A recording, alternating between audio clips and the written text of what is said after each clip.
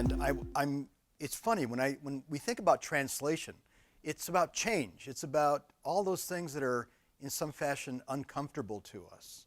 I was working with Arizona Lady, and you heard Joshua saying that it actually took place in Tucson, about a horse here that goes and wins the Kentucky Derby. Sounds like Bob Baffert, doesn't it? And you know, when I was growing up in Nogales, the Baffert Ranch was literally across the highway from me. My very first job as in third grade, his mother was my teacher. And she asked if I wanted summer work picking eggs. They had a chicken laying concern along with the horses. And I said, yeah. I had my first job right there on the Baffert Ranch. And I later went on to write about that particular experience in various incarnations. Now it's so odd, after all of these years, to have some strange German opera somehow touch base with what felt like my own experience. When I was first asked to work on this, all I knew was that it was an opera in German, and I don't speak German. So of course I said yes. What did I have to lose, right? And I read it, and they said, no. What it is it's a German written, it's an opera written in German by an Austrian, a little bit of a post-war effort, and it was written at a distance, a kind of a love letter to Arizona. And there are some parts in Spanish, and we hope you don't actually look at those. They were a little dated. And some of the parts about Arizona were a little dated as well. They said, we'd sort of like you to write those really differently, better. And I said, I think I understand what you're saying. Part of the conversational parts of the opera, that's straightforward translation. We can do that. But what was exciting to me was to work on the aria parts, the musical parts. Those were not what they wanted that was written in German. That is to say, those were the parts that were going to be in Spanish and English and German. But in those moments, my job was not to emulate or to copy or to simply translate the German, but to translate the spirit of the moment. A very different thing. I wasn't there to translate words. I was there to translate what words meant, the feeling, the spirit, the moment itself. And oh, by the way, they said, here's the thing, the libretto we're updating, but the music is set. So it's in German, but you've got to have exactly the same number of syllables in exactly the same place, with the stresses in exactly the same place, and the rhymes all in exactly the same place. But aside from that, go crazy. Well, if you've worked in poetry, you know that is called prosody. That is the formal structuring of the poetic mode. We can do that. That's what we do. That's what I do. It is a poetic sensibility to accept a challenge that makes order out of something that extreme.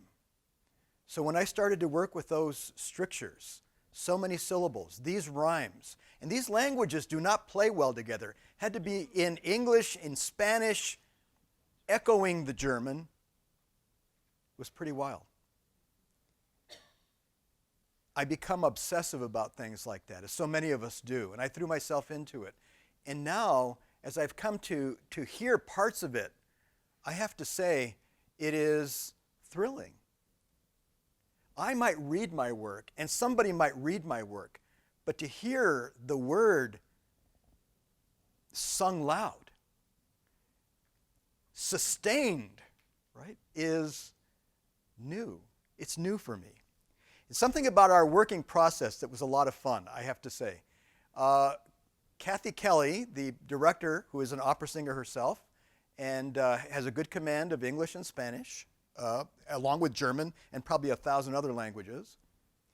I would do what I wrote, and I would send it to her, and she would not write back to me with comments. What she did is she sat down at her piano, I think she was in Chicago at the time, and she would record herself playing exactly what I had wrote. What I had wrote? What I had written. Sometimes you hear yourself. And she sent that back to me without a word. Best exchange I can ever remember having. Best critical feedback process I've ever been through. When I got that back and heard my own words loud, I knew what worked. I knew what didn't work. I knew what needed to be done. And it helped me see something important about language. It's like sitting down to typeset your own work. When you sit down and you've got to work with every single letter, you start to think about whether you really need that word, right? This was exciting.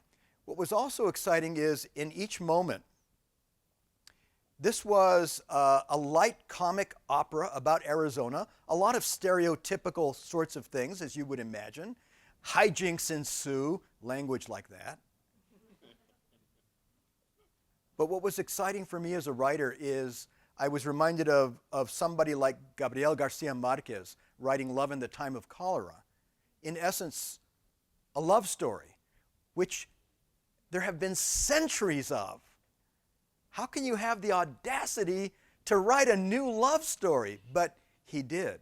And not only did he write a new love story as he was writing that book, particular book, but he painted himself into every trite possibility he could and then wrote himself out of it with brilliant new work, which the centuries did not dim, nor did they bar him from doing. He created something new out of the oldest conceits possible. That's what I hope I got to do. I'm going to read some poems here tonight out of this new book, and I want to talk about them as acts of translation, but not acts of translation the way we think of it, just language to language. This is something to something, and in that barter, we profit. I'm going to start with, let me see where it is. I'm going to start with a desert bestiary sonnet. These are 14. I use sonnet only because there's 14 of them. Sorry. I'm using that word loosely. But you will get this right away. These are translations from the Sonoran Desert. Desert Bestiary Sonnet 1. Hummingbirds are quarter notes that have left, let me say this again. It makes me laugh every time I read it. I'm sorry. Hummingbirds are quarter notes that have left the nest of the flute. Tarantulas are awkward left hands in search of a piano. Horny toads are Queen Elizabeths of the desert. You know, a horny toad like got that collar? Okay, horny toads are Queen Elizabeths of the dirt. Cardinals are made from wounds that have not healed. Ants are grains of sand that have hatched. Snakes sometimes flaunt their diamonds, but we do not love them. Skunks are photographs of the Milky Way. Gila monsters are grandfathers on the family trees of beaded purses. Spiders are tattoos in search of your skin. Beetles are armored vehicles taking sides in the war raging beneath us. Scorpions are lobsters sent west by the Witness Protection Program.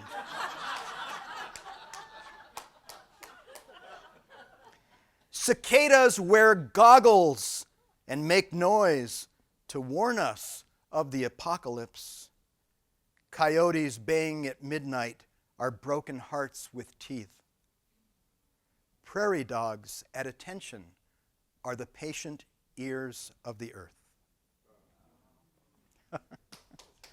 Thank you. Well, we're in October now, which, by the way, when Pope Gregory created the Gregorian calendar, he truncated October. They made the change in October from October 5th to 15th. They just got rid of all those days in between. And the reason was that October had the fewest saints' days. So they could just dispense with October, I think.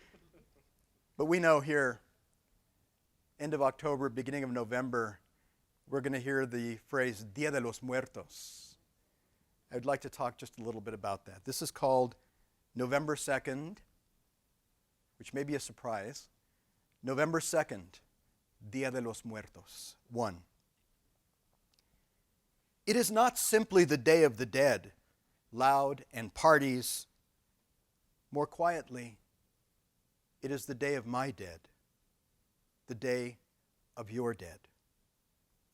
These days, the neon of it all, the big teeth, laughing skulls, the posed calacas and catrinas and happy dead people doing funny things, it's all in good humor, and sometimes I can't help myself. I laugh out loud too.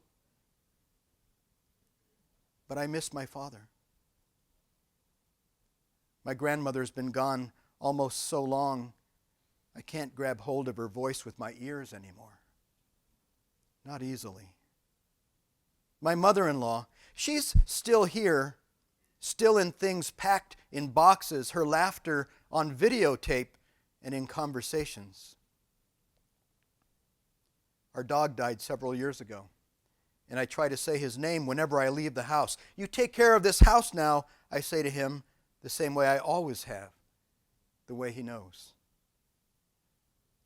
I grew up with the trips to the cemetery and the pan de muerto, the prayers and the favorite foods, the carne asada, the beer. But that was in the small town where my memory still lives. Today, I'm in the big city, and that small town feels far away. 2. The Day of the Dead. It's really the days of the dead. All Saints' Day, the 1st of November, also called the Dia de los Angelitos. Everybody thinks it's Day of the Dead, but it's not. Not exactly. This first day is for those who have died a saint, and for the small innocents, the criaturas, the tender creatures who've been taken from us all, sometimes without a name. To die a saint deserves its day. To die a child. The following day, the 2nd of November, this is for everybody else who's died, and there are so many. A grandmother, a father, a distant uncle or lost cousin. It's hard enough to keep track even within one's own family, but the day belongs to everyone. So many home altars, so many parents gone, so many husbands, so many Aunt Normas, so many Connies and Matildes, countless friends. Still, by the end of the day, we all ask ourselves the same thing. Isn't this over yet? 3. All these dead coming after and so close to Halloween, the days all start to blend. The goblins and the princesses of the miniature world, not so different from the ways in which we imagine those who are gone. Their memories smaller, their clothes brighter. We want to feed them only candy too.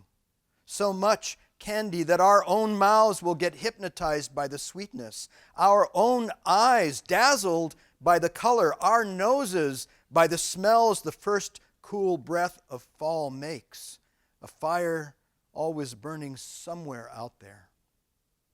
We feed our memories, and then, humans that we are, we just want to move quickly away from it all, happy for the richness of everything. If unsettled by the cut pumpkins and gourds, the howling decorations, the marigolds, cempasúchiles, if it rains, they stink, these fussy flowers of the dead. Bread of the dead, day of the dead. It's hard to keep saying that word. 4. The dead. They take over the town like beach vacationers, returning tourists getting into everything. I had my honeymoon here, they say, and are always full of contagious nostalgia. But it's all right. They go away after a while. They go, and you miss them all over again. The papel picado, the cut blue and red and green paper decorations, the empanadas and coconut candy, the boxes of cajeta, saladitos, which make your tongue white like a ghost's. You miss all of it soon enough. Pictures of people smiling, news stories, all the fiestas, all this exhaustion. The coming night, the sweetbreads, the bone tiredness of too much, loud noise, loud colors, loud food, mariachis, even just talking. It's all a lot of noise, but it belongs here. The loud is to help us not think, to make us confuse the day and our feelings with happiness. Because, you know, if we do think about our dead, wherever they are, we'll get sad and begin to look across the table at each other.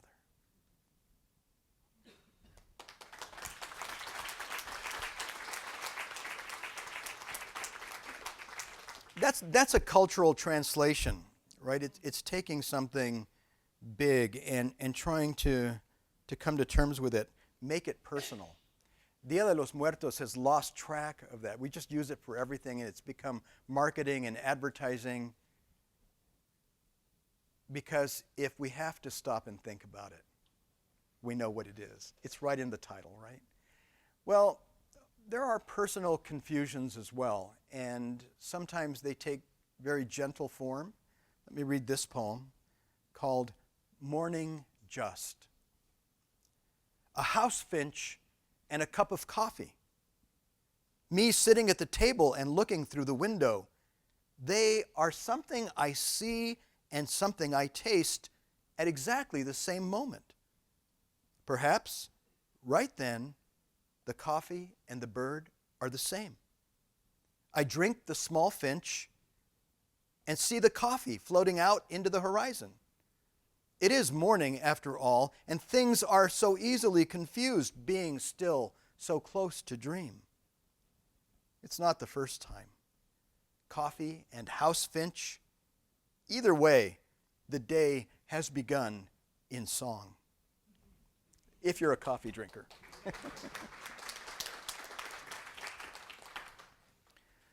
Also, translation, this idea of change, sometimes, perhaps always, we think of it in terms of ourselves. What we want, how we think the world ought to work, how we speak, all those sorts of things that we can't help but think are ours. Sometimes there is a complete, absolute other side to it. This is a gentle version of that, I think. This is called Sunday dinner at Tuesday breakfast. Feeding the birds, by accident, I spill the seed. The container that held it has lost its top. The seed has fallen everywhere. It is suddenly Sunday on a Tuesday for the birds. The all-you-can-eat buffet wide open with extra helpings. The small beaks of piebald sunflower seeds, florets of thistle, all the regular millet and milo, cracked corn, some dried fruit bits, and old grain bread. The day, which had been regular, is suddenly new. I will not be able to gather back the seed before it's gone. Happy on its voyage into the air, lifted beyond my reach, the sparrows, doves, house finches so easily given to, their sounds becoming contentment in place of wing flutter, the morning of the doves resonant with probing happiness. Had this been one of those other disasters, a dam bursting, a volcano in its moment, an avalanche in the high world, things would be different. But today, this small version, the tragedy of this minute galaxy and its stars, breaks the day that was, the day that would have been, the day that will not be, and instead sends this replacement. We live the understudy day that had been lurking underneath, this possibility, this Tuesday, which has found its way.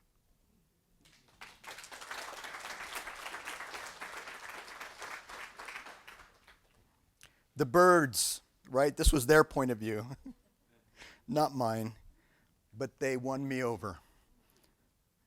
Aren't we tempted, if you feed birds, to just throw it all out there? Just have one great big day. Just do it. Sometimes translation is big. And I grew up in Nogales, and I don't know how many more times I can hear the phrase, the border. But I'm going to say it a few times tonight. But I'm going to begin with a variant of it, the fence, which is how I remember it.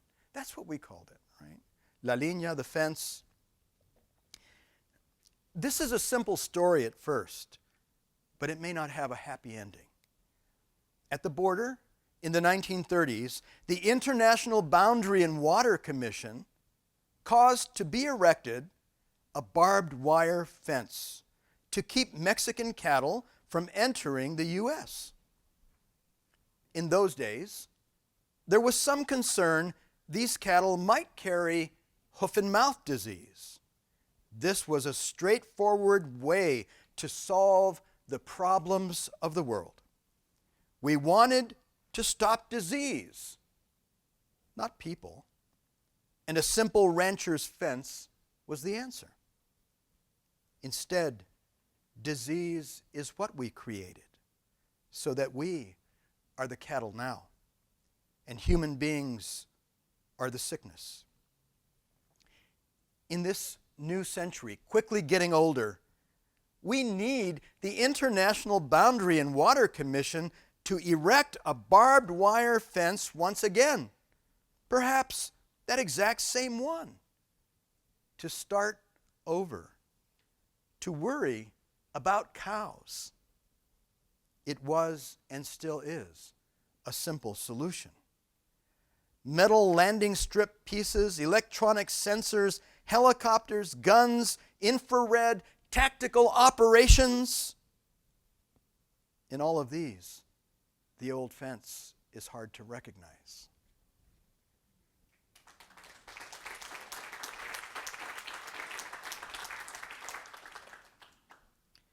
This next one is just something of a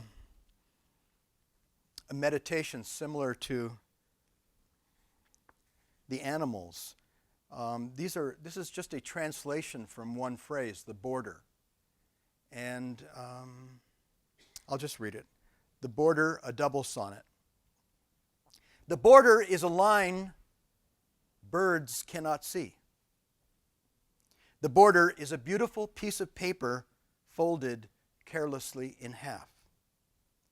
The border is where flint first met steel, starting a century of fires. The border is a belt that is too tight, holding things up, but making it hard to breathe. The border is a rusted hinge that does not bend. The border is the blood clot in the river's vein. The border says stop to the wind, but the wind speaks another language and keeps going. The border is a brand, the double X of barbed wire, scarred into the skin of so many. The border has always been a welcome stopping place, but is now a stop sign, always red.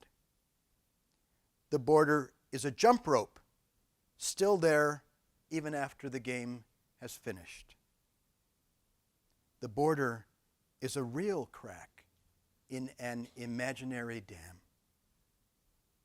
The border used to be an actual place, but now it is the act of 1,000 imaginations.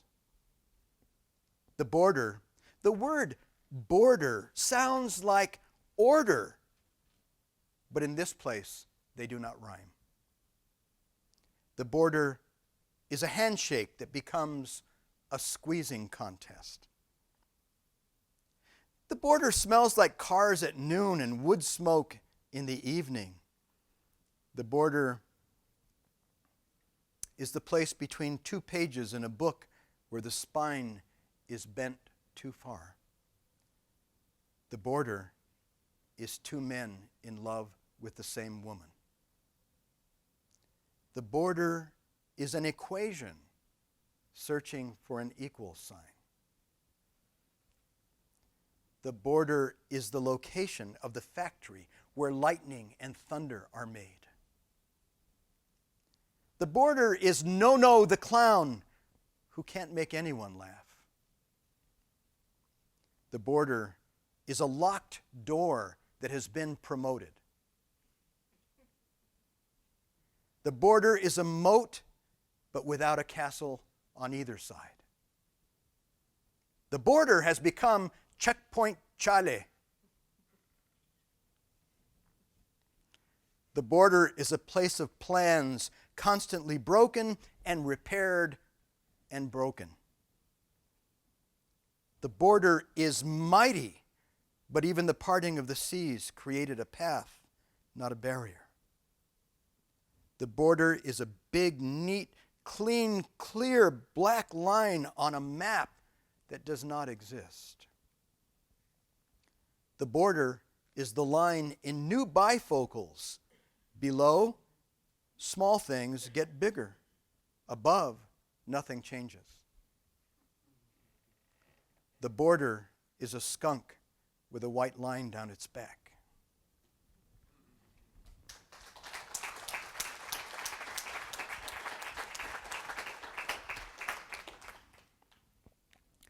Sometimes translation is generational. We want to give things to those who come after us the same way we got things from those who came before. It's not always a smooth process. We don't always see it. Sometimes it's a surprise. I remember my mother-in-law used to make tortillas, and there was flour all over the place, and my son, when he was young, liked to watch, ostensibly to help, but, you know, little boys. The Flour Man. When my son helped his grandmother make tortillas for the first time, they got flour everywhere. First with the rolling pin, then the clapping motion their four hands made. This music, each intent on finding the song there to be sung. Flour fell everywhere, a small, dry rain. When he walked onto the carpet, he left a perfect footprint trail, left, right, as if on purpose. The white sequence, the map we imagine hanging in a dance studio for beginners. Steps neatly drawn, careful, a little extra movement at the second footfall, carefully made, even in its accident, nudging him into the ancient sandunga dance of the kitchen, moving with the rhythms of the centuries inside his grandmother. Years for hands, her laughing, now humming and not working as she looked her long look at this young man, this boy who, even in this kitchen's snowstorm, had found his way home to her. This man who had started his walk away, but who turned and saw himself for a moment in the broken mirror of her face.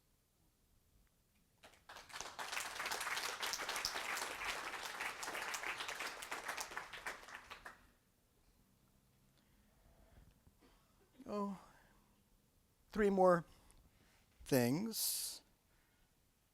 Not me. Sometimes the borders, the translations are things that don't have anything to do with anybody else except ourselves. They're internal. We carry borders inside ourselves. We carry things we have to translate. That is to say, we have multiple voices. We speak to ourselves in different ways. I don't know how to explain it, but perhaps this will.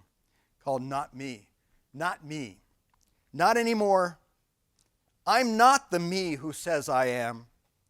I have scents that do not please, grunts that come not entirely from my mouth, clearings of the throat, crackling of the knees. I have reports of a balding spot on my head, itself experiencing a graying at the temples, but in the right light, or rather in any light, it is a slight graying overall. That it is not me anymore. Not me standing here. Don't be fooled. I'm not. Me, I left earlier in the moment, and I'll be back in a little while. I take vacations like that now. Small summer Hawaiis of the mind. Las Vegas gambles. In the meantime, the other me who stays will do the work of getting old and of worrying. This other me will do the things I do not want or have to. One day, the two of us will meet, bump into each other in the same body. I suspect there won't be room enough. Who stays? Who goes? That will be the answer to your question if one day you see me flipping a coin.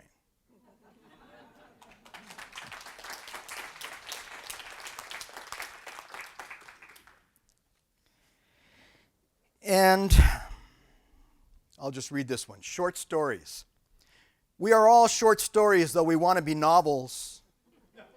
The long kind, the Russian kind, War and Peace, any of the Dickens titles. The thing is, we rarely get beyond 70 or 80 pages, making us novellas at best. Not in the game with Methuselah.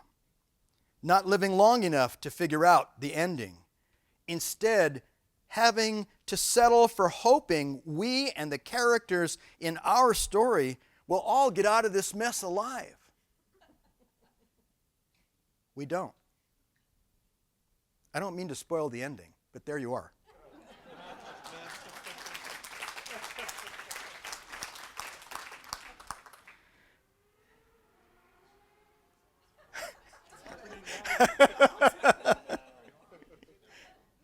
And I'm going to finish with one more Desert Bestiary sonnet, just as sort of a celebration. These things, these translations, these small acts of translation, they're a little like raindrops coming down. And if you've got some questions afterward, I'll be happy to answer them. Desert Bestiary Sonnet 3. Woodpeckers have not yet been notified of Mr. Morse's passing. Minnows are where a river's leg has fallen asleep. Mosquitoes like to give shots, but they are not doctors. Ladybugs are Volkswagens decorated in the 60s. Gnats are sneezes still flying around. Flu season.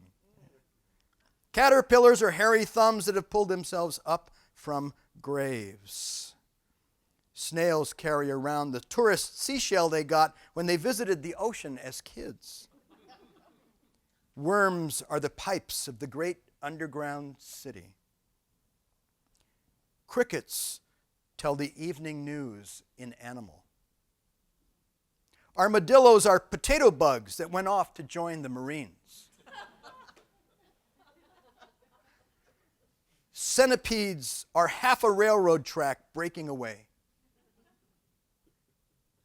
Lightning bugs are the escaped prisoners of doused fires. Houseflies are the spies of the animal world, acting all innocent. And stink bugs wear the perfume that will attract their one true love.